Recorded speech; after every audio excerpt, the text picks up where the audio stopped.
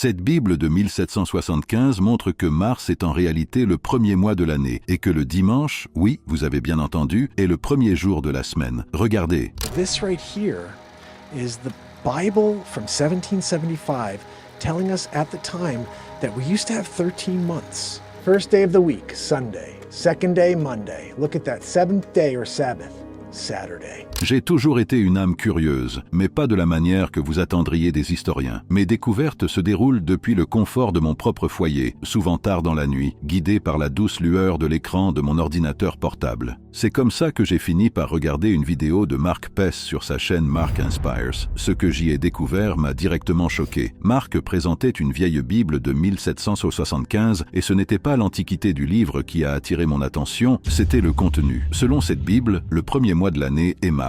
Et chaque semaine commence un dimanche. J'ai mis la vidéo en pause. Le dimanche comme premier jour, mars comme premier mois, ce n'est pas ce que n'importe quel calendrier que j'ai jamais accroché au mur a montré. La curiosité en moi s'est enflammée. Je me demandais si ce que je regardais était vrai. Pourquoi tout a changé? Qui a décidé de renverser la vapeur et de déplacer les mois? Et pourquoi avons-nous l'impression que nous pourrions être en décalage avec le rythme qui était autrefois si ancré dans notre culture qu'il valait la peine d'être imprimé dans le bon livre lui-même? C'était comme trouver une pièce dans un puzzle dont je ne savais pas qu'elle manquait. Plus j'y pensais, plus les questions surgissaient. Et si les fêtes que nous célébrons, celles qu'on nous a dit être basées sur des traditions anciennes, étaient en fait aligné sur un rythme différent, dicté par ce calendrier oublié. Prenons Noël, par exemple, souvent dit être un rebranding des festivités païennes. Si nous suivions cet ancien système, où cela laisserait-il le 25 décembre? Aurait-il la même signification s'il ne coïncidait pas avec le solstice d'hiver aussi soigneusement qu'aujourd'hui? Cette disposition alternative du temps pourrait-elle affecter non seulement les fêtes, mais aussi notre vie quotidienne? Je ne suis pas un universitaire avec un mur de diplôme, mais cette nuit-là, j'ai ressenti la responsabilité d'en apprendre davantage.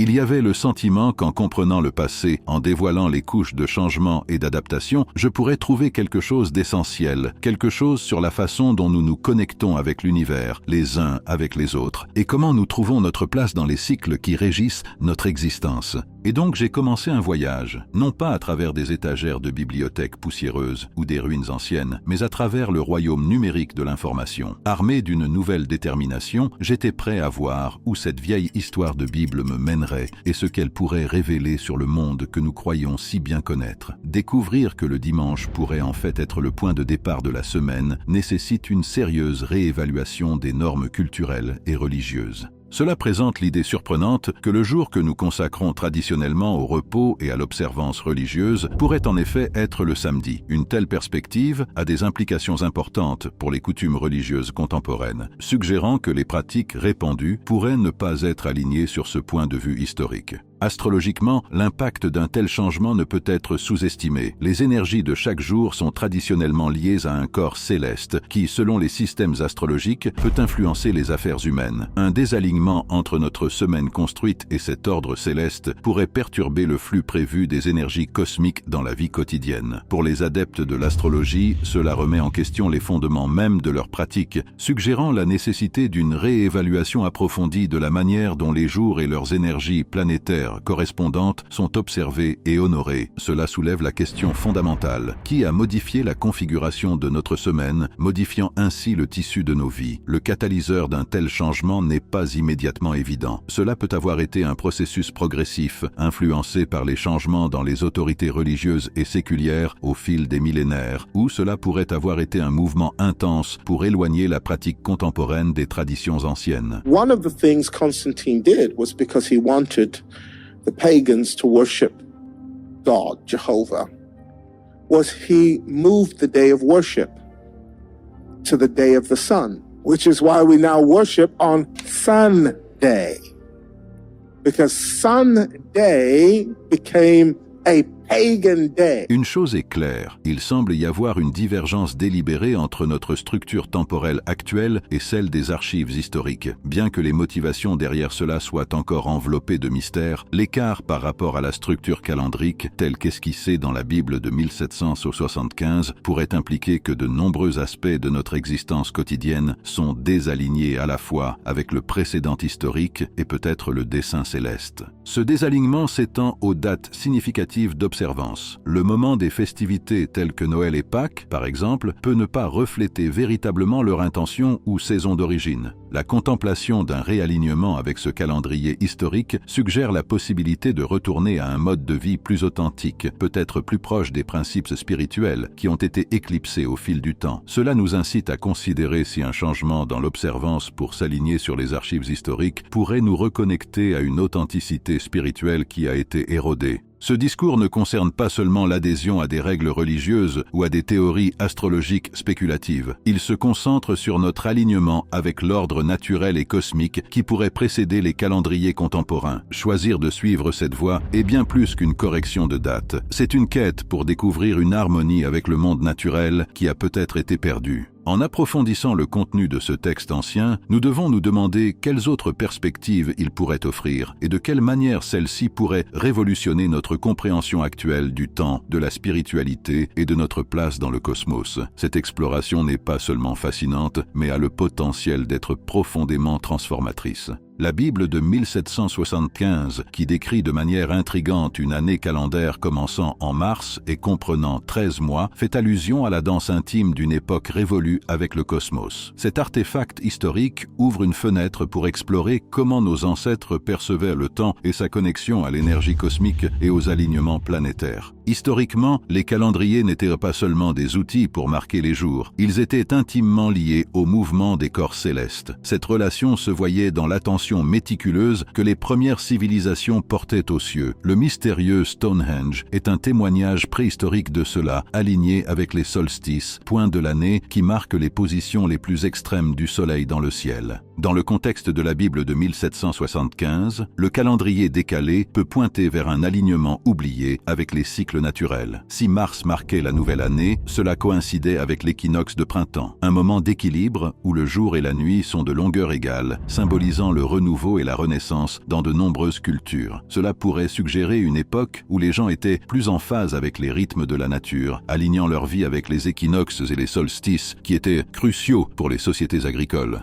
Le choix d'un calendrier de 13 mois pourrait également refléter un alignement plus étroit avec les cycles lunaires. Les calendriers lunaires traditionnels, utilisés par des cultures comme les Hébreux, basaient leurs mois sur les phases de la Lune, résultant en une année de 12 ou 13 mois pour maintenir la synchronicité avec l'année solaire. Ce système est enraciné dans les changements d'énergie observables qui accompagnent la transition d'une phase lunaire à une autre que les peuples anciens croyaient influencer les cycles agricoles et humains. De plus, les alignements planétaires ont longtemps été observés et respectés. La semaine de 7 jours est un héritage durable de telles considérations célestes, chaque jour correspondant à l'une des 7 planètes classiques connues des anciens. La représentation du dimanche comme premier jour de la semaine dans la Bible de 1775 souligne cette connexion, résonnant avec la position de primauté du Soleil dans notre système solaire. L'étude du calendrier dans la Bible de 1775 pourrait révéler plus qu'une simple curiosité historique. Elle pourrait dévoiler une compréhension perdue du temps qui honorait l'énergie cosmique plus explicitement que notre système moderne. Elle ouvre des questions sur la manière dont cet alignement affectait le comportement sociétal, les observances religieuses et la vision du monde de l'époque.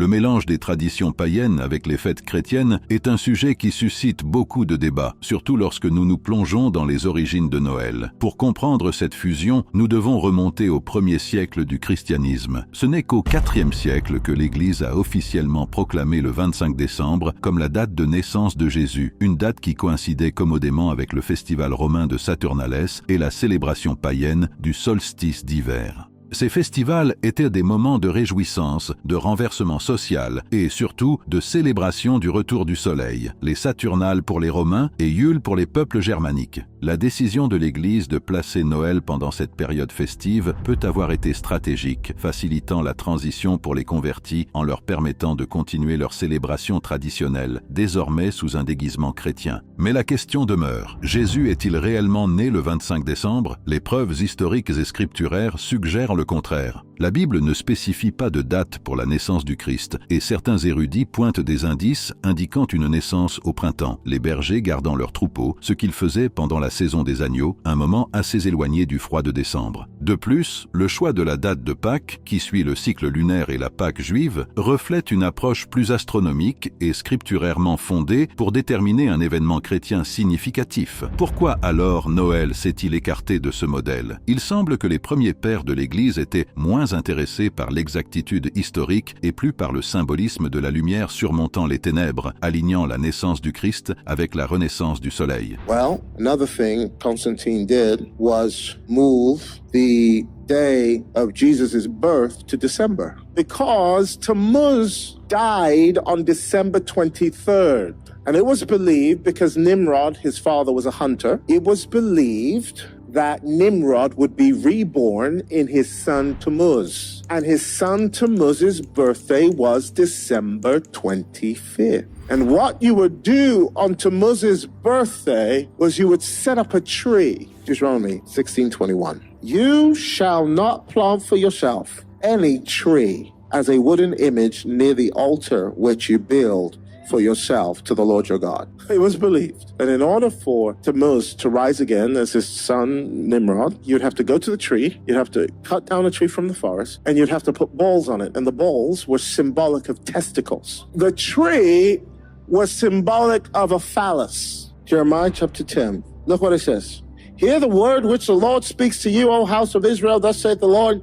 Do not learn the way of the Gentiles. Do not be dismayed at the signs of the heaven, for the Gentiles are dismayed at them. For the customs of the people are futile. For one cuts a tree from the forest, the work of the hands of the workman with an axe. They decorate it with silver and gold. They fasten it with nails and hammers so that it will not topple. I hate to bring you bad news. Le calendrier détaillé dans la Bible de 1775, avec son année inhabituelle de 13 mois commençant en mars, nous invite à revisiter les chronologies historiques et les récits spirituels. Parmi les plus profonds se trouve la naissance de Jésus, traditionnellement célébrée en décembre. Cependant, si l'ancien calendrier était une mesure plus précise, se pourrait-il que l'histoire de la nativité se soit déroulée au printemps? Un tel changement n'est pas seulement une correction technique des dates, il propose un réexamen du symbolisme astrologique et spirituel qui a longtemps été entrelacé avec la saison de la naissance de Jésus. Le printemps, marqué par l'équinoxe vernal, est un moment de renouveau lorsque la terre se réveille de la dormance de l'hiver. C'est la saison où naissent les agneaux, ce qui coïncide avec le récit historique des bergers veillant sur leurs troupeaux la nuit, un détail soutenant une nativité au printemps. Si Jésus est effectivement né au printemps, l'association avec le bélier dans le zodiaque, devient intrigante.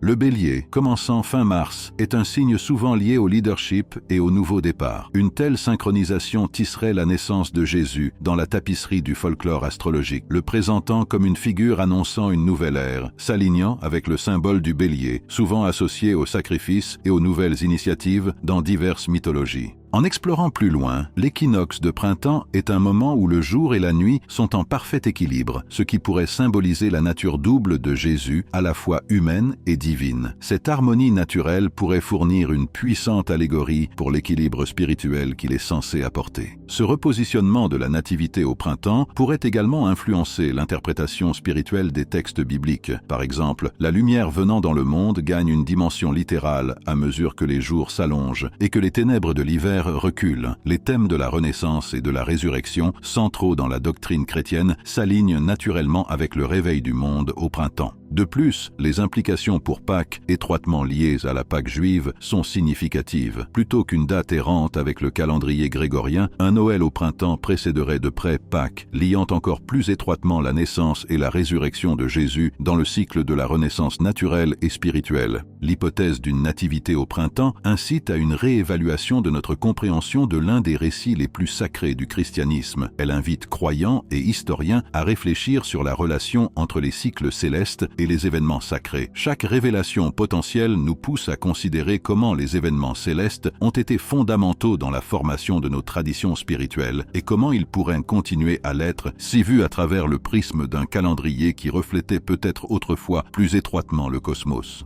Le calendrier julien, établi par Jules César en 45 avant Jésus-Christ, a marqué un tournant dans les annales de la mesure du temps. Ce calendrier est passé d'une structure lunaire à une structure solaire, prolongeant l'année de 355 jours au format de 365 jours que nous connaissons, bien qu'avec une certaine inexactitude. Un surplus d'un jour s'accumulait tous les 128 ans. Dans son sillage, on pense qu'un calendrier de 13 mois, qui aurait pu être plus en phase avec les cycles naturels, a été mis de côté. Les raisons derrière cette transition étaient à la fois pratiques et politiques. La société romaine, de plus en plus complexe, exigeait un système plus prévisible et uniforme pour gérer les festivals, les cycles agricoles et les périodes de taxation. C'était aussi un coup de force. Les empereurs manipulaient souvent le calendrier pour prolonger leur mandat ou pour insérer leurs propres festivités. Ces changements, subtils au début, se transformeraient au fil du temps en vastes révisions, chaque pouvoir successif laissant sa marque sur la manière dont nous mesurons nos jours. Pourquoi alors le calendrier de 13 mois, qui aurait pu avoir un alignement plus naturel avec les cycles lunaires, est-il tombé en désuétude? L'omission de ce 13e mois pourrait être une connexion perdue à une époque où le ciel nocturne jouait un rôle plus prononcé dans la vie quotidienne.